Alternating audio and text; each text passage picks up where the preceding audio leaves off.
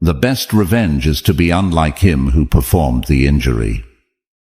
Did you know that every day, in every interaction, there's a hidden battlefield? It's the unseen struggle of manipulation versus authenticity, where our minds and hearts are the prizes to be won. It's not just in the movies or dramatic novels, it's in our offices, our homes, and even in the palm of our hands through our phones. Now, imagine navigating this battlefield armed with wisdom from the ancient Stoics, thinkers who understood the value of the mind and how to protect it. They taught us not just to survive, but to thrive amidst life's chaos by holding firm to our inner citadel, our core of rationality and virtue.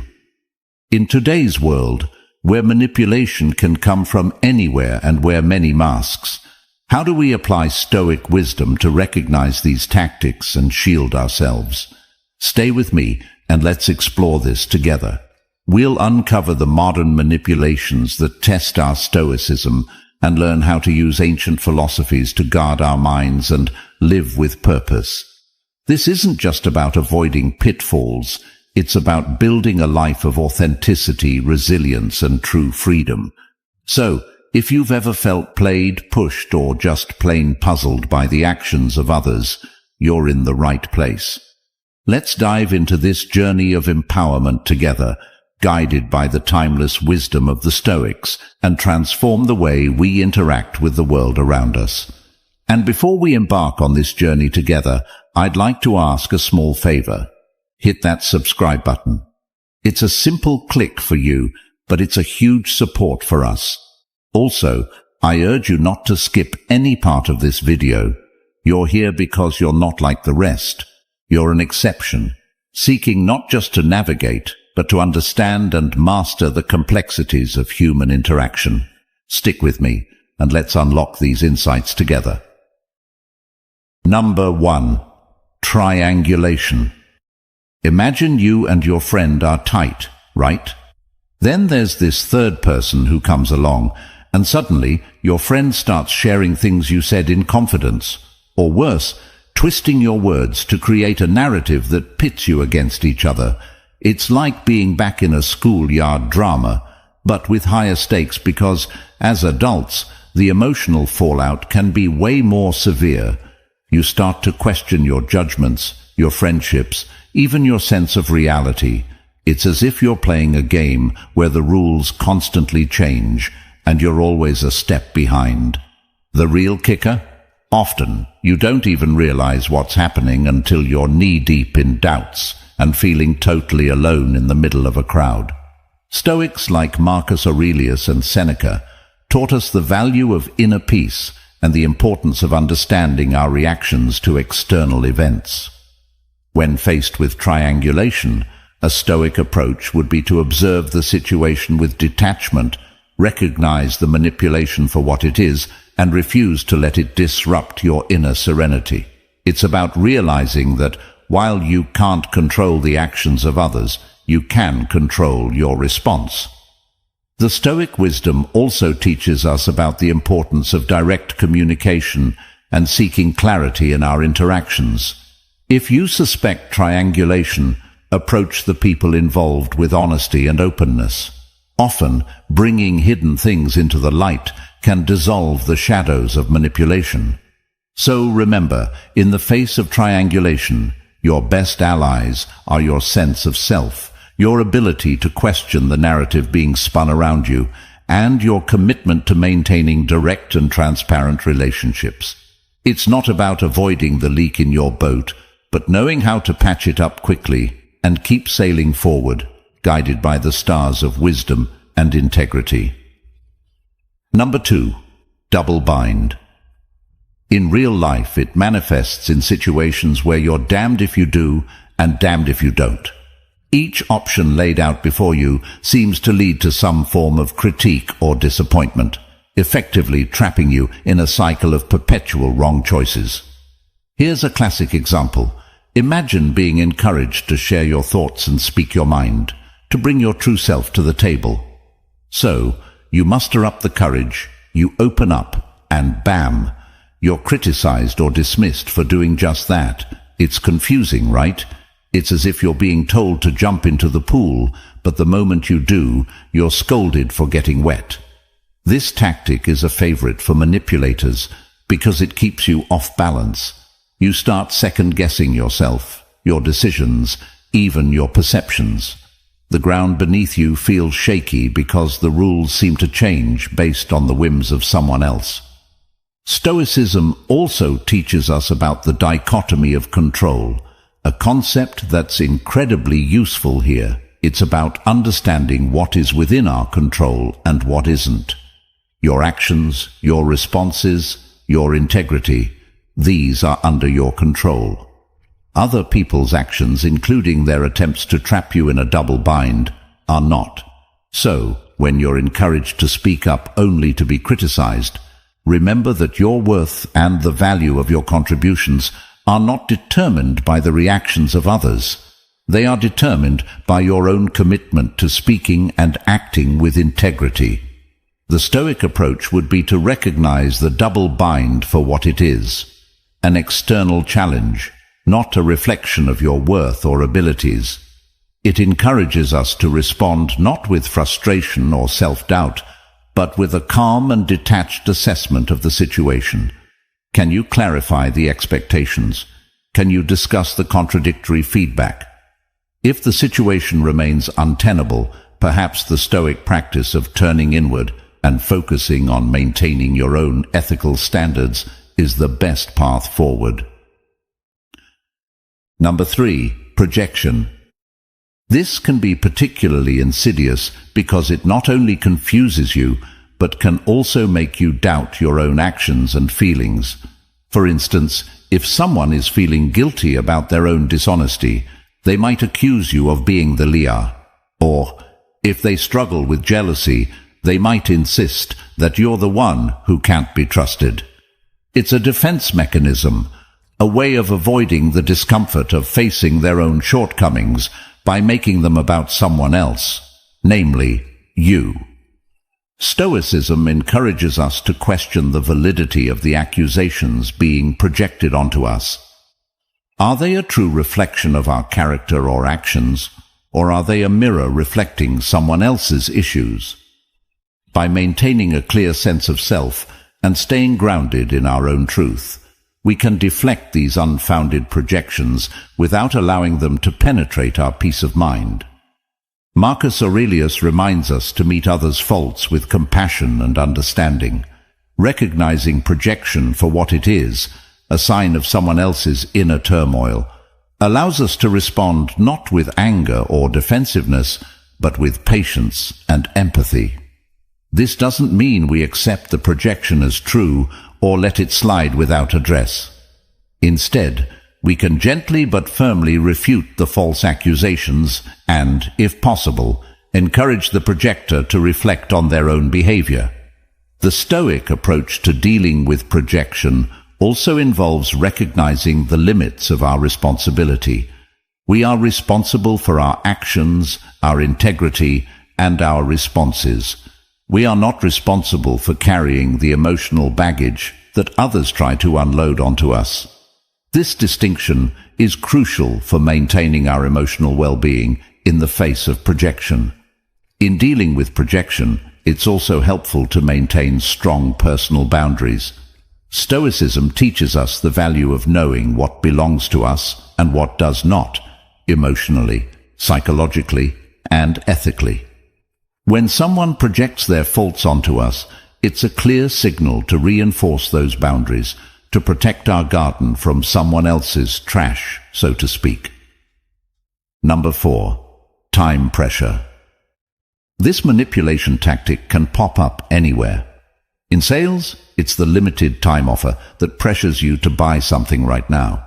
In relationships, it might be a partner pushing for a quicker commitment than you're comfortable with. And in the workplace, it could manifest as unreasonable deadlines that force you to make decisions without adequate information or consideration. One of the core principles of Stoicism is the dichotomy of control, distinguishing between what is within our power and what is not. When faced with time pressure, it's crucial to remember that while we may not control the external demands placed on us, we do control our reactions to these demands. We can choose to take a breath, step back, and assess the situation with the clarity and rationality that Stoicism advocates. Seneca emphasizes the value of time as our most precious resource. Yet Stoicism also teaches us that the quality of our decisions, how aligned they are with our values and rational understanding, is far more important than the speed with which we make them. Therefore, when someone tries to rush us, invoking the wisdom of Seneca can be a powerful antidote. It's about recognizing that the urgency is often artificial and that real opportunities, real friends, and genuine deals will allow us the space and time to make decisions that are right for us. Marcus Aurelius encourages us to focus on the present moment and act with purpose and integrity. This Stoic practice can be incredibly helpful when dealing with time pressure. By staying present and not getting swept up in the frenzy of a ticking clock, we can maintain our composure and make decisions that reflect our true selves and our genuine best interests. The Stoic approach to time pressure also involves practicing courage, the courage to say no, the courage to ask for more time, and the courage to stand by our decisions, even if they go against the grain of urgency imposed by others. It's about having the strength to resist the wave of immediacy and choose the path that aligns with our reasoned judgment and personal values. Number 5. Inconsistency. This tactic is particularly jarring because it plays with our basic human need for stability and predictability in relationships. When someone's behavior towards us is inconsistent, it triggers a deep sense of unease. We're wired to seek approval and a sense of belonging, so when these are given and then abruptly withdrawn, it leaves us craving more, trying to figure out the puzzle, and, inevitably, walking on eggshells. The Stoics teach us that our happiness and peace of mind should not depend on external factors, including the behavior of others. Seneca advises us to anchor our happiness in our own virtue and reason, rather than in the approval or disapproval of others. Epictetus reminds us that we have the power to choose our responses to external events. When faced with inconsistency, we can choose to stay centered, reminding ourselves that the only thing we truly control is our own thoughts and actions. This doesn't mean we become indifferent or uncaring about how others treat us. Instead, it means we don't let our emotional well-being be at the mercy of someone else's fluctuating moods. Practicing Stoicism in the face of inconsistency means cultivating a sense of self-worth that is independent of external validation. It involves recognizing that while we may desire consistency and clarity in our relationships, we don't need them to be content or to feel good about ourselves. Marcus Aurelius encourages us to find tranquility within ourselves, regardless of external chaos. This internal tranquility becomes our compass, guiding us through the fog of inconsistency without losing our way. Moreover, Stoicism teaches us the value of clear communication and setting boundaries.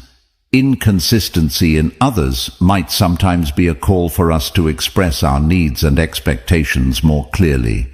It invites us to practice the Stoic virtues of courage and justice, courage to address the issue directly, and justice to do so with kindness and respect for both ourselves and the other person. Number 6. Emotional blackmail. Imagine someone has taken your emotions, those raw and real feelings that make you who you are, and locked them up. To get them back, to feel okay again, you're told you must pay a price. Maybe it's doing something you're uncomfortable with, or maybe it's sacrificing your own needs or values. It's as though your feelings are being held hostage, and the ransom is your compliance, your agreement to do whatever it is that the blackmailer wants. This isn't just manipulation. It's manipulation that cuts deep, using the very essence of your human experience, your capacity to feel, against you. Emotional blackmail can manifest in many ways: guilt trips, fear-mongering, obligation and shaming. It's a tactic that plays on our fears, our loves, our desires to be seen as good, caring individuals. But here's the thing: real love, real respect, they don't come with strings attached. They're not conditional on meeting a set of demands or sacrificing your well-being for someone else's desires. Stoicism reminds us that while we cannot control the actions or demands of others, we can control our reactions to them. We can choose not to play the game. Marcus Aurelius teaches us about the importance of living in accordance with nature, which includes being true to our own nature, our own character.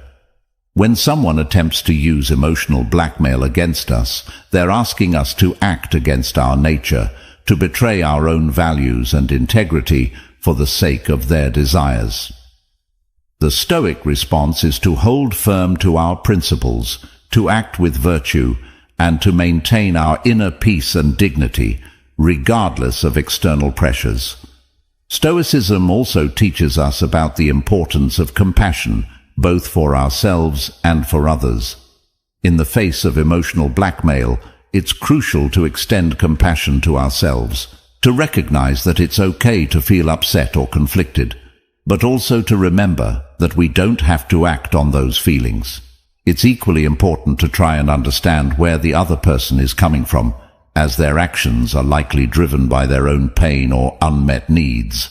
However, understanding does not mean acquiescing. We can offer empathy without sacrificing our autonomy. Number 7. Gaslighting. This isn't just a disagreement. It's an attempt to make you question your perception of reality itself. That's gaslighting. It's a form of manipulation so subtle and insidious that it can shake the very foundations of your confidence, making you doubt your memory, your sanity, even your truth. Gaslighting can come in many forms: denying something you know happened, contradicting your feelings, or dismissing your concerns as irrational or overly sensitive. The goal is always the same: to undermine your trust in your own experiences and perceptions, making you more dependent on the manipulator's version of reality. Marcus Aurelius reminds us to be steadfast in the face of external turmoil. He teaches us to trust in our own perceptions and to return to our internal citadel, our place of rationality and inner peace, where no one else's words can reach us. Stoicism also encourages us to engage in constant self-reflection, to examine our beliefs and perceptions not with doubt, but with clarity and honesty. This practice can be incredibly empowering in the context of gaslighting. It allows us to differentiate between legitimate self-examination and the external imposition of doubt.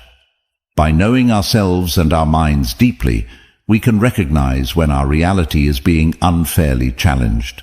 The Stoic approach to gaslighting is not about becoming impervious to manipulation, but about recognizing it for what it is: an external attempt to control and destabilize, and responding with the strength of our internal fortitude, our commitment to our truth, and our trust in our own perceptions.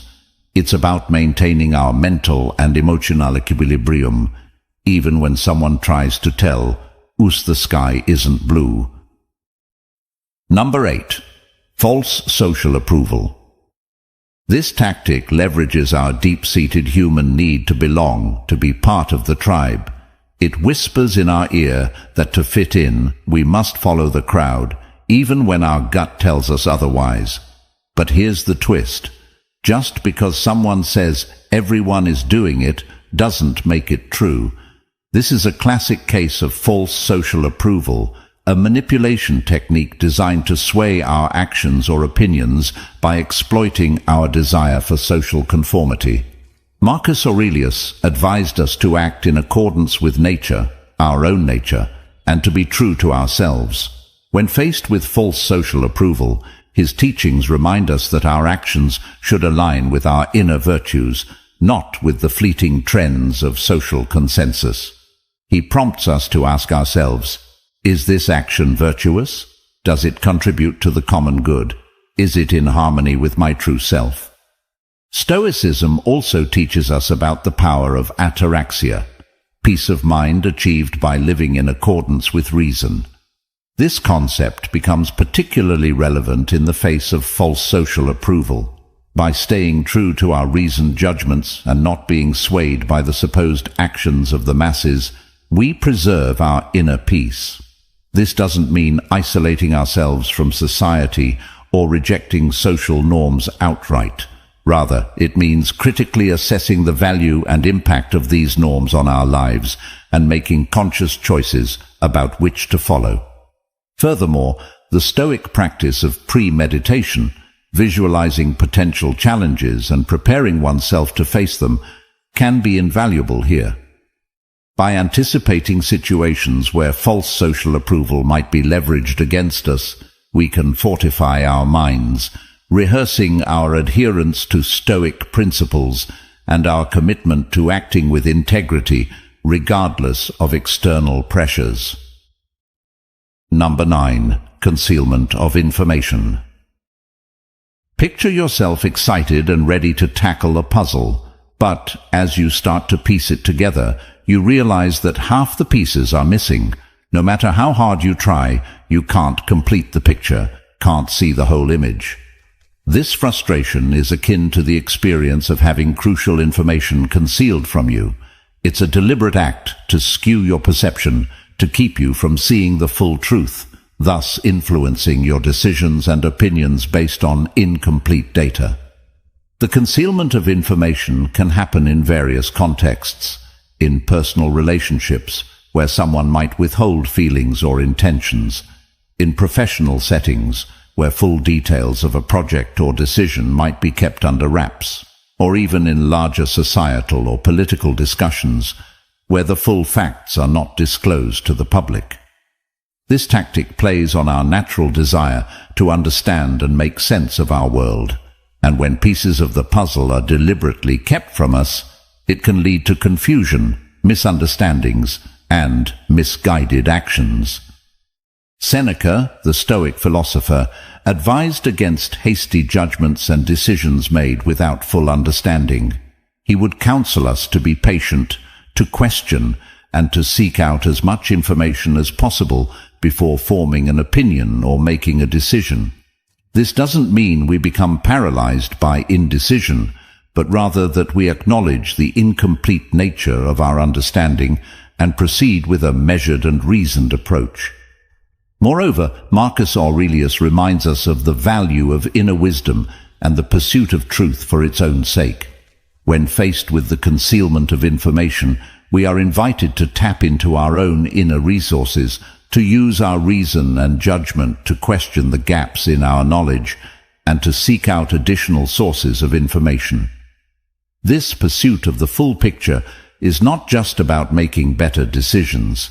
It's about aligning ourselves more closely with the Stoic ideal of living in accordance with nature and truth. Number 10. Fear attachment. It's about using scare tactics to control your actions by attaching a frightening outcome to any choice other than compliance. It's a powerful form of manipulation because it taps into one of our most primal instincts, fear. Fear attachment can manifest in various aspects of life, from personal relationships where one might say, "If you leave, you'll never find someone like me again," to professional environments where the implication might be, "Do this, or your career here is over." It creates a scenario where fear, rather than rational judgment, becomes the driving force behind your decisions. The Stoics teach us that fear, like any other emotion, is not an accurate reflection of reality, but rather a perception that can be examined, understood, and ultimately controlled. Marcus Aurelius reminds us of the power of our rational mind to maintain equanimity in the face of external disturbances, including attempts to manipulate us through fear. He advocates for a return to our inner citadel, our place of reason and virtue, where we can find the clarity and strength to stand firm in our decisions, unaffected by the external noise and unfounded threats. Moreover, Seneca suggests that often, when we confront our fears head-on, we find that they are not as insurmountable as they seemed. By facing the supposed consequences of non-compliance, we often find that the power they held over us diminishes, freeing us to make decisions based on our true values and best interests, rather than out of fear. Number 11. The blame game. This tactic is a classic move in the manipulator's playbook, shifting responsibility away from themselves and onto you, making you the fall guy for their actions or mistakes. The blame game can be particularly damaging because it not only places undue stress and guilt on you, but can also tarnish your reputation and relationships with others. It's a tactic that relies on creating confusion and doubt, making it challenging to see the situation clearly and defend yourself effectively. When accused unfairly, it's crucial to remember that while we may not control the accusations themselves, we do control how we respond to them. The Stoic approach encourages us to respond with reason and calm, to examine the facts of the situation, and to stand firm in our truth. Marcus Aurelius advises us to meet false accusations with tranquility and to maintain our character in the face of adversity. He would counsel us not to retaliate with anger or defensiveness, but to calmly present our case and let our actions speak to our character. This Stoic composure allows us to maintain our dignity and peace of mind, even when faced with unjust blame. Seneca offers wisdom on dealing with adversity and false accusations, suggesting that our character and virtues will ultimately vindicate us. He advocates for patience and understanding, recognizing that sometimes the truth takes time to emerge. In the meantime, we should live in such a way that those who know us will not believe the false accusations, and those who do not will be won over by our steadfast virtue. Number 12. False praise. This is where flattery is used not as a form of sincere kindness, but as a tool to lower your defenses and make you more susceptible to manipulation. False praise can be particularly tricky to navigate because it plays on our natural desire for approval and validation. It's sweet on the surface, making us feel seen and appreciated, but the underlying intent is to influence our actions or decisions to someone else's advantage. It requires a discerning eye to differentiate between genuine compliments and flattery with an agenda. Stoicism teaches us the value of self-awareness and the importance of basing our self-esteem on our own judgments and virtues, rather than on external approval. It encourages us to question the intent behind the praise and to maintain our equilibrium, whether we're being criticized or complimented. Marcus Aurelius reminds us to be indifferent to the opinions of others, whether they are negative or positive, focusing instead on living according to reason and virtue. When we receive praise, the Stoic approach would be to appreciate it, but not to let it sway us from our path or cloud our judgment. It's about understanding that true worth comes from our actions and character, not from the flattery of others. Epictetus highlights the importance of discernment, of being able to distinguish between what is truly good, actions in accordance with virtue, and what merely appears to be good, like empty praise. He would advise us to examine the compliments we receive. Do they align with our own understanding of our virtues and actions, or are they attempting to manipulate us into acting against our best interests? Number 13. Victimization. This is a complex tactic because it plays on one of our most noble instincts, the desire to help those in need. It puts you in a bind where saying no can feel like abandoning someone in their hour of need, even when your gut tells you that their distress might not be as straightforward as it seems. Stoicism teaches us the importance of wisdom, the ability to see things for what they truly are. It encourages us to look beyond the surface, to question the narrative being presented, and to discern whether our help is genuinely needed or if we're being manipulated under the guise